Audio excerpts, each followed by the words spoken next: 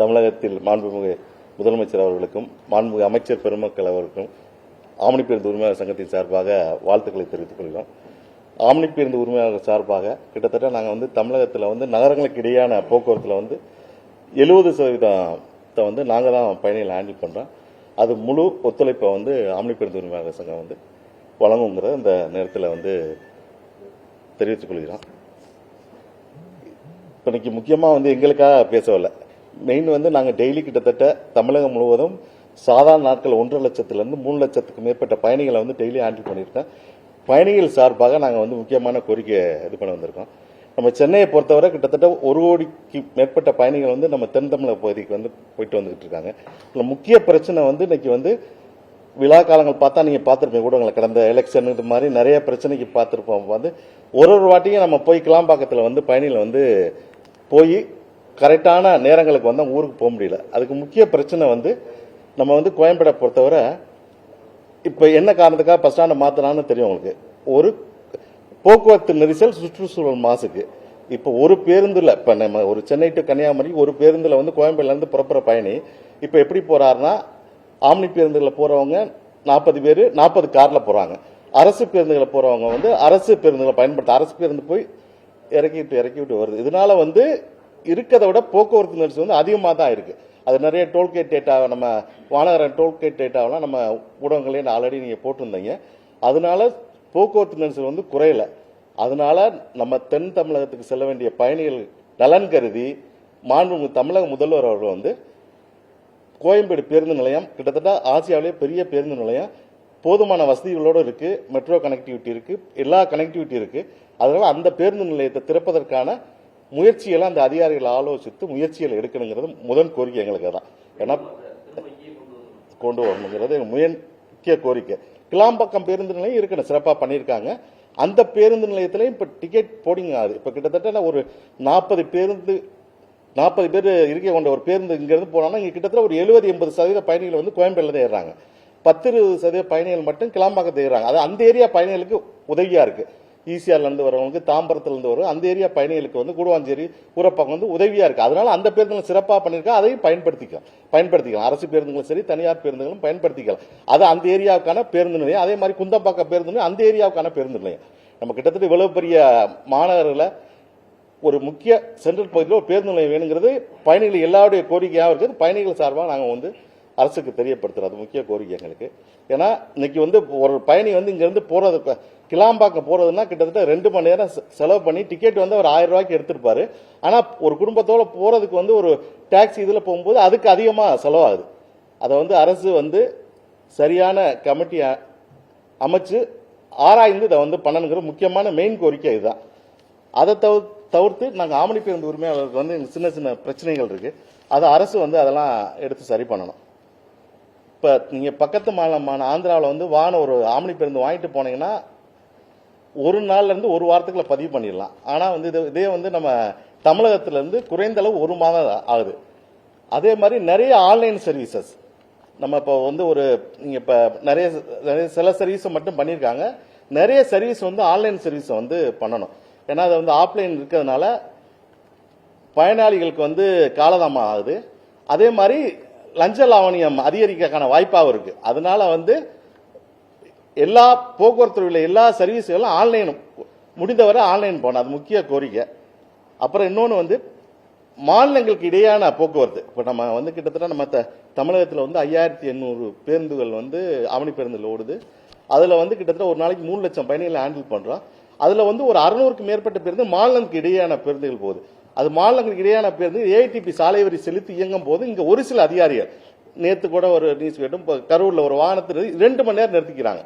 அதனால எங்கள் வாகனம் பாதிக்கப்படுது, எரிபொருள் அதிக செலவு. இன்னொரு சைடு என்ன ஆயிருதுன்னா பயணிகள் பாதிக்கப்படுறாங்க. இன்னைக்கு இப்ப ஒரிசால என்ன பண்றாங்க, வாகன தணிக்கை என்ன பண்றாங்க, டோல்கேட் டேட்டா வச்சு அன்னைக்கு தவறு பண்ண வாகனம் மேல வாகன தணிக்கை நடக்குது. அதே மாதிரி டிஜிட்டல் என்போர்ஸ்மெண்ட் தமிழகத்துல உருவாக்கணும். இப்ப போக்குவரத்து அதிகாரி மூலியமாவோ ஒரு காவல்துறை மூலியமா இல்லாம டிஜிட்டல் என்போர்ஸ்மெண்ட்டை நிறைய உருவாக்கணும். அப்புறம் பக்கத்து மாநிலங்களை பாத்தீங்கன்னா நீங்க இன்னைக்கு தமிழகத்துல ஒரு பேருந்துகளுக்கான சாலை வரி சீட்டுக்கு 3000 ரூபாய். ஸ்லீப்பருக்கு 4000 ரூபாய், காலாண்டுக்கு 90 நாளைக்கு சாலை. இதே வந்து பக்கத்து மாநிலம் நீங்க பாத்தீங்கன்னா கேரளாவில் வந்து சீட்டுக்கு வந்து 900 ரூபாய், நம்மள்கிட்ட 3000 ரூபாய், அங்க 900 ரூபாய். ஸ்லீப்பருக்கு அங்க 1500 ரூபாய், நம்மகிட்ட 4000 ரூபாய். கர்நாடகாவில் வந்து 2500 ரூபாய் சீட்டுக்கு, ஸ்லீப்பருக்கு வந்து 3000 ரூபாய். அதே மாதிரி ஆந்திர பிரதேசம் 2500 ரூபாய் சீட்டுக்கும் சரி ஸ்லீப்பருக்கும் சரி. நம்ம மாநிலத்தை மட்டும் 3000 ரூபாய் சீட்டுக்கு, 4000 ரூபாய் வந்து ஸ்லீப்பருக்கு.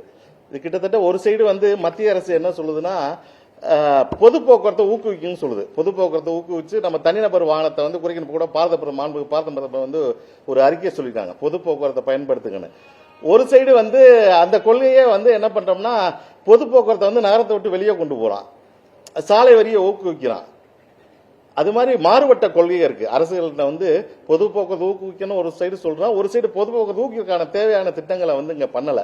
அதை வந்து பொது போக்குவரத்தை ஊக்குவிக்கிறதுக்கு தேவையான திட்டங்கள் பண்ணோம்னா நமக்கு அந்நிய செலவானிய நிறைய குறைய வாய்ப்புகள் இருக்கு. ஏன்னா டீசல் பயன்பாடு, பெட்ரோல் பயன்பாடுலாம் ஒரு 40 பேர் ஒரு ஊருக்கு போகும்போது 40 கார்ல போறவங்க ஒரு பேருந்துல போறாங்க. போகும்போது கண்டிப்பா அது மாதிரி அந்நிய செலவானிய குறையும், அது மாதிரி போக்குவரத்து நெரிசல் குறையும்,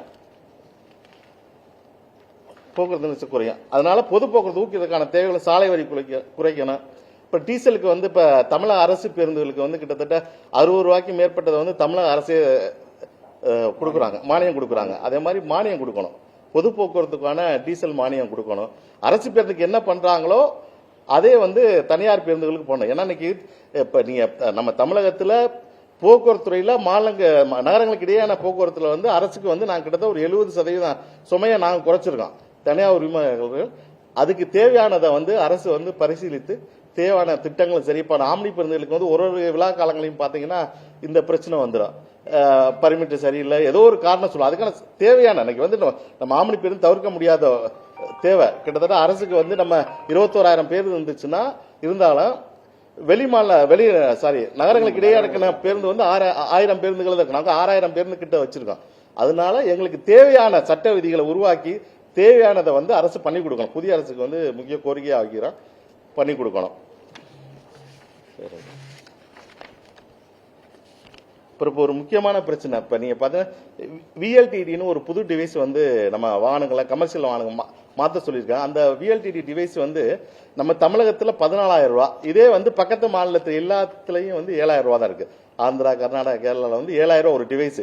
அது வந்து வெஹிக்கிள் லொகேஷன் டிராக்கிங் டிவைஸ்னு சொல்லி அதை வந்து மத்திய அரசு புது டிவைஸ் பிக்ஸ் பண்ண சொல்லியிருக்காங்க. அதுக்கு வந்து நம்ம மாநிலத்தில் வந்து 14,000 ரூபாய்க்கு என்ன காரணங்கிறது தெரியல. 14,000 ரூபாய் இருக்கு, பக்கத்து மாநிலங்களில் வந்து 7,000 ரூபாய் இருக்கு. அது அரசு மாதிரி சின்ன சின்ன நிறைய பிரச்சனைகள் இருக்கு. இதெல்லாம் அரசு வந்து புது அரசு வந்து இல்ல வாங்கக்கூடாது. இங்க வாங்கினது இங்க தமிழ்நாட்டில் இருக்க 4 நிறுவனங்களுக்கு மட்டும்தான் அந்த ஒப்பந்தம் கொடுத்திருக்காங்க. அந்த நிறுவனங்களை மட்டும்தான் வாங்கணும்னு சொல்றாங்க. அது 32 நிறுவனங்கள் தமிழகத்துல வந்து இந்தியா முழுக்க 32 நிறுவனங்கள் இருக்கு. அந்த 32 நிறுவனத்துல வாங்கலாம்னு சொல்லிட்டாலே அந்த சிக்கல் தீந்துரும். அதே மாதிரி அந்த விஎல்டிசி இப்ப நம்ம வாங்கினாலுமே அது வந்து அப்டேட் ஆகிறதுக்கு 7 நாள் 8 நாள் ஆயிடுது. அதை ஒரே நாள் அப்டேட் ஆகிற மாதிரி சிஸ்டத்தையும் நம்ம டெவலப் பண்ண வேண்டியதா இருக்கு.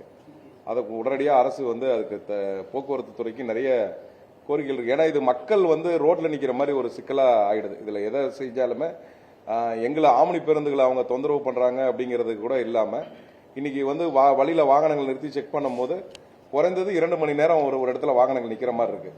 அதுல டிஜிட்டல் என்போர்ஸ்மெண்ட் ஒவ்வொரு டோல்கேட்லயுமே அந்த என்போர்ஸ்மெண்ட் இருந்துச்சுன்னு வச்சுக்கோங்களேன், ஆட்டோமேட்டிக்கா எந்த வண்டி எல்லாம் சரியா இருந்தா தான் போகுங்கிற மாதிரி ஆயிடும்.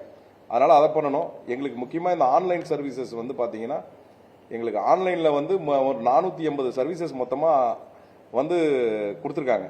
அந்த 480ல ஒரு 60-70 பண்ண முடியாது. இப்ப அதுக்கு உதாரணம் சொல்லணும்னா எஃப்சி வந்து மேனுவலா பார்த்து தான் பண்ண முடியும் வண்டியை. அதே மாதிரி புதுசா ஒருத்தர் பர்மிட் கேட்கறாரு, மேனுவலா வெரிஃபை பண்ணி தான் பண்ணுவாங்க. இந்த மாதிரி தவிர மீதி அத்தனை வந்து வண்டி வாகனம் வந்து ஒருத்தருக்கு ஒருத்தர் வித்துக்கிறது வாங்குறது அது போன்ற சர்வீசஸ், பர்மிட் ரெனியூவல், இது எல்லாத்தையும் எங்களுக்கு வந்து முழுமையா ஆன்லைன் பண்ணிட்டாங்கன்னா நமக்கு வந்து ஆர்டிஓ ஆபீஸ்க்கு போக வேண்டிய வேலையே 80% இருக்காது. வண்டி புது வாகனங்களும் எஃப்சி தவிர மீது எல்லாமே ஆன்லைன்ல உட்கார்ந்த இடத்துல பண்ற மாதிரி மற்ற அண்டை மாநிலங்கள் எல்லா மாநிலத்திலையும் பண்ணிட்டாங்க. அதை இன்னும் ஆந்திரா இது எல்லாத்திலையும் பண்ணிட்டாங்க. இப்ப அதனால அந்த சர்வீசஸ் எல்லாத்தையும் எங்களுக்கு ஆன்லைன் பண்ணி கொடுக்கணும் அப்படிங்கிறது ஒரு கோரிக்கை. அது அரசு பண்ணிட்டு இருக்காங்க. இன்னும் முழுமையா அதை பண்ணணும். இன்னும் எங்களுக்கு முக்கியமான இன்னைக்கு இருக்க பிரச்சனையில் கேளம்பாக்கம் பேருந்து தென் மாநிலங்களுக்கான வாகனங்கள் தான் தமிழகத்திலிருந்து ஜாஸ்தி. இப்போ நீங்க மற்ற மாநிலங்கள் மற்ற வழித்தடங்களை விட தென் மாநிலங்கள் வழித்தடங்கள் தான் அதிக பேருந்துகள் போகுது. இப்போ இது வந்து நம்ம கேளம்பாக்கத்துல இருந்து கிளம்பும் போது என்ன ஆயிடுதுன்னா மக்கள் வந்து அங்கிருந்து பிரிந்து போறதுக்கான வாய்ப்பு வந்து ரொம்ப குறைவா இருக்கு. அதுவே இப்ப கோயம்பேடு வழித்தடத்துல போனாங்கன்னா என்ன ஆயிடுன்னா கேளம்பாக்கம் ஃபில் ஆகுதுன்னு தெரிஞ்சா ஓஎம்ஆர் வழியா போலாம், ஈசிஆர் வழியா போலாம், இல்ல இந்த சைடு கிருஷ்ணகிரி வழியா போயிடலாம்.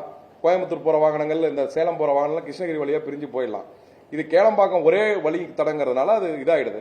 அது பண்டிகை காலங்களில் பாத்தீங்கன்னா அங்க அரசு பேருந்துக்கான இடவசதி மட்டும்தான் இருக்கு.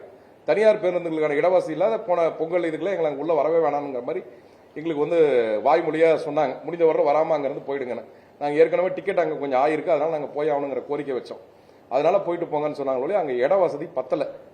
அதனால் இப்ப இங்க கோயம்பேடுல இருந்து அரசு பேருந்து இயக்கலாம். ஏன்னா இங்க அதான் தலைவர் சொன்ன மாதிரி இருக்கிறதுலயே ஆசியாவிலேயே பெரிய பேருந்து நிலையம் நம்ம கோயம்பேடு பேருந்து நிலையம் தான். அதை விட அதுல மெட்ரோ எல்லா வசதி வாய்ப்புகளுமே வந்துருச்சு. மக்கள் வந்து டக்குன்னு ஒரு டிராபிக் ஆயிட்டா கூட ஒரு மெட்ரோல வந்து இறங்கி டக்குன்னு போறதுக்கான வாய்ப்புகள் அதிகம். அதே மாதிரி இப்ப கேளம்பாக்கத்துல என்ன ஆயிடுதுன்னா கேளம்பாக்கத்துல இருந்து பண்டிகை காலங்களில் வண்டி போகணும்னா அங்க போய் இறக்கி விட்டுட்டு அந்த வண்டி வந்து அரசு பேருந்து இன்னொரு தடவை பிக்கப் பண்ணிட்டு போகுது. அதனால 2 தடவை வந்துட்டு போறதுனால அதுல பொல்யூஷன் ஜாஸ்தி, டிராபிக் ஜாஸ்தி. அதே இப்ப வந்த வண்டி இங்க இருந்து கிளம்ப போகுதுன்னா இங்க இருந்து ஒரே தரையில பயணிகளை ஏற்றிட்டு போயிடலாம் வெளி நகரங்களுக்கு. அதனால உங்களுக்கு பொல்யூஷன், டிராபிக் ரெண்டுமே குறைஞ்சிரும். அதனால கோயம்பேடு ஏற்கனவே எல்லா வசதி வாய்ப்புகளோட இருக்கு. அதை திரும்ப ஒரு நடைமுறைக்கு கொண்டு வரணும் அப்படிங்கறதா நம்மளோட முக்கியமான கோரிக்கை இன்னைக்கு.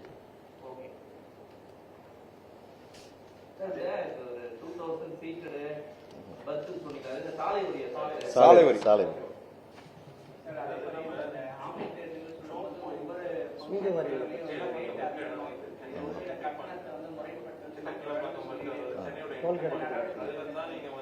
அது ஏற்கனவே நாங்க அரசுக்கு நாங்க விலை அதிகபட்ச விலை ஒரு விலையை கொடுத்திருக்கோம்.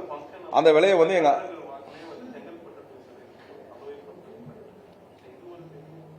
சுனில் அதிகபட்ச விலைங்கிறது பாத்தீங்கன்னா நாங்க எங்க அசோசியேட்ல இருந்து பிக்ஸ் பண்ணி அரசோட உட்காந்து பிக்ஸ் பண்ணி தான் ஒரு ரேட்டை கொடுத்திருக்கோம். அந்த விலையை தாண்டி நாங்க இப்ப போடுறது இடல. அது 95% அதை நாங்க கண்ட்ரோலுக்கு கொண்டு வந்துட்டோம். இப்ப தமிழகத்துல ஒரு விழான்னு வச்சுக்கோங்களேன், வெளி மாநிலத்துல இருந்து வர வண்டி அதிக விலையா தெரியலாம், இல்லனா என் ரூட் வெஹிக்கிள்ஸ் கொஞ்சம் அதிகமா தெரியலாம். என் ரூட் வெஹிக்கிள்னா இப்ப சென்னை டு திருநெல்வேலி போகுதுன்னா அந்த வண்டியை திருச்சிக்கு ஒரு டிக்கெட் வாங்குறான்னு வச்சுக்கோங்களேன், அந்த திருநெல்வேலி விலையை திருச்சிக்கு விலையா காமிக்கும். அது அதிகமா தெரியுது. அது திருநெல்வேலி போறவங்க மட்டும் திருச்சிக்கு தனியா வாகனங்கள் இருக்கு. அது ஒண்ணுதான் இப்ப அது கொஞ்சம் இருக்கு. அதையும் நாங்க என்னன்னா இனிமேல் பண்டிகை காலங்கள்ல திருநெல்வேலி வாங்குறதுக்கு திருச்சிக்கு டிக்கெட் கொடுக்க கூடாதுங்கிறத நாங்க குறைச்சிட்டு இருக்கோம். அதனால அது ஒரு கட்டுக்கு வந்துருச்சு. ஏற்கனவே பொங்கல் தீபாவளிக்கு எல்லாம் பாத்தீங்கன்னா 95% அதை சரியான முறையில தான் நாங்க பண்ணிருக்கோம்.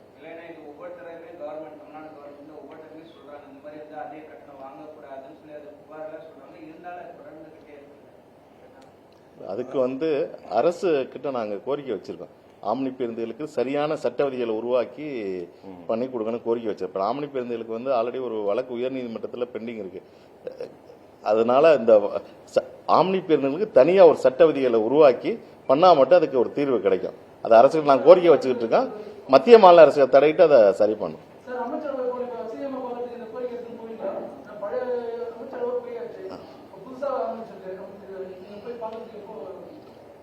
அப்பாயின்மெண்ட் கேட்டிருக்கேன். நான் போய் சந்திப்பேன், விரைவில் சந்திப்பேன் சார்.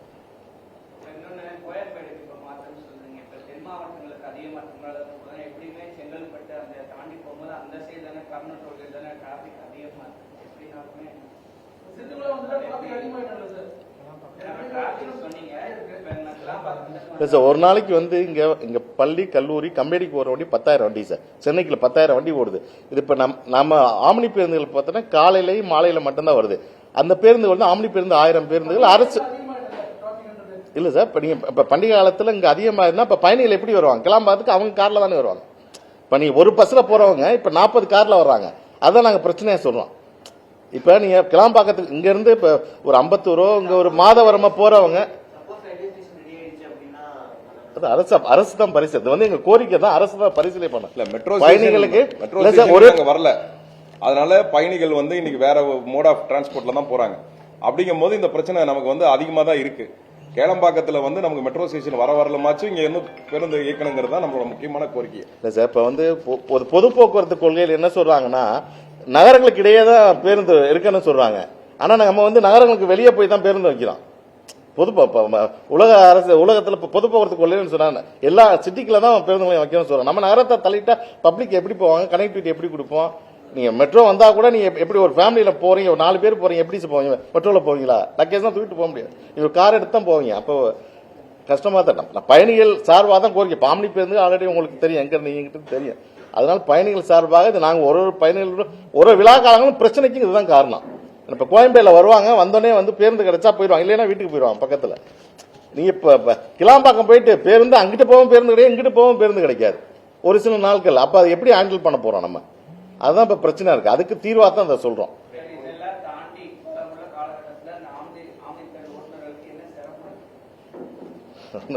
அது நிறைய இருக்கு சார். அது ஒண்ணு சொல்லுங்க கேக்குறாரு சொல்லுங்க. ஆம்னி பேருந்து ஓட்டுநர்களுக்கு சரியான இடவசதி வேணும்.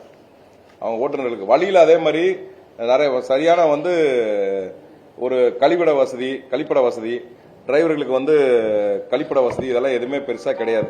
அதை வந்து இன்ஃப்ராஸ்ட்ரக்சர் பண்ணணும். ஒன்னும் இல்ல, அந்த டோல்கேட்ல இருக்கிறத நைட்ல வந்து அவங்க கிளீன் பண்ண மாட்டேங்கிறாங்க. பகல்ல எல்லாம் ஓரளவுக்கு டோல்கேட் கிளீனா தான் வச்சிருக்காங்க டாய்லெட்ஸ்.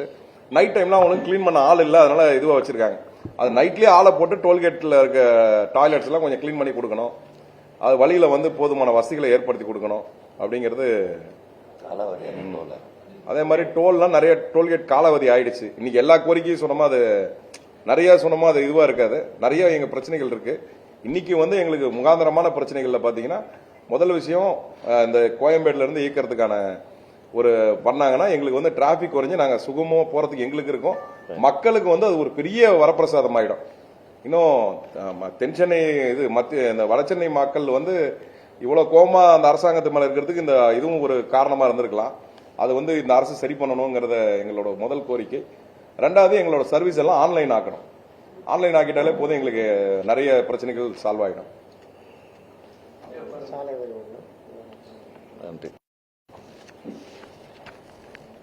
அதே மாதிரி சாலை வரியை வந்து பொது போக்குவரத்து குறைக்கணும். மற்ற இப்ப கர்நாடகா, ஆந்திரா மாநிலங்கள் குறைச்சிருக்காங்க. இப்ப வந்து ஆம்னி பஸ்ஸுக்கான டாக்ஸஸை குறைச்சிருக்காங்க. அது மாதிரி தமிழக அரசும் குறைக்கணும்.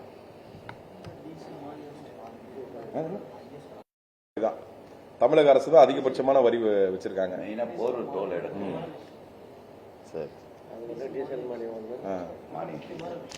எல்லாத்தையும் கேட்டோமா அவங்க என்ன டீசல் மானியத்தில் கொடுக்கலாம் சார். எங்களுக்கு அது வாய்ப்பு இருந்தா அரசு பேருந்துகள் மாதிரி எங்களுக்கு மானியத்தில் கொடுக்கலாம். ஏன்னா இப்ப விலை அதிகமாயிட்டே இருக்கு. மானியத்தில் கொடுக்கும்போது மக்கள் அதை நிறைய பயனடைகிறதுக்கு வாய்ப்பு இருக்கு. முக்கியமா போரூர் டோலை எடுத்தா இன்னும் போக்குவரத்து நெரிசல் குறையறதுக்கு வாய்ப்பு. ஒரு டோல்னாலே அதிக போக்குவரத்து சென்னைக்கு காலாவதி ஆகி ரொம்ப அது மீண்டும் தொடர்வா நடந்து கொண்டிருக்குது. அதுக்கு முதலமைச்சர்கிட்ட சொல்லி அதை போக்குவரத்துக்கு நெரிசலுக்கு அதிக காரணம் போரூர் டோல். அதை நீக்குவதற்கு முக்கிய முயற்சி எடுக்கணும்னு சொல்றோம்.